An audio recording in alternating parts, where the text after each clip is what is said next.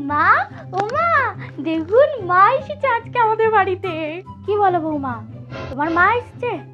হ্যাঁ, বলদ নিয়ে আমি পাগল হচ্ছি, এখন আরেক কানে কালা এসছে। মা, তুমি আমার শাশুড়ির সাথে কথা বলো, আমি তোমাদের জন্য একটু চা করে নিয়ে আসছি। আসছি মা, চা করে।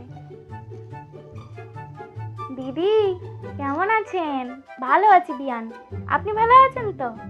এই রোদে পুড়ে কালো হয়ে যাচ্ছি, বাজার দোকান সব তো আমাকেই করতে হয়। তো বিয়াই মশাই কই কই দেখতে পাচ্ছি না তো। উনি ওনার দিদির বাড়িতে গেছেন। কি, খিদিরপুর গেছে? সেখানে কে থাকে? ও ঠাকুর, বিয়ান খিদিরপুর না, দিদির বাড়ি আছে পাশের গ্রামে। ও তাই বলেন, কিন্তু আপনি এত চিৎকার করে কথা বলেন কেন? আপনি কি কানে কম শোনেন? হ্যাঁ, আমি কানে কম শুনি। আপনি বসেন, আমি আসছি। আরে ও দিদি, একটু বসেন না, একটু গল্প করি। আপনার সাথে কি কথা বলবো, আপনি তো কিছু শুনতেই পান না। কে বলেছে আপনাকে? আমার মেয়ে বলেছে?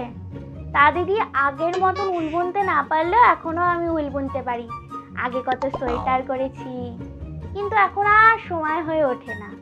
আরে ও বৌমা, চাটা তাড়াতাড়ি নিয়ে আসো, তোমার মাকেও দাও আমাকেও দাও। আমার চিৎকার করতে করতে গলাটা জ্বলে গেল।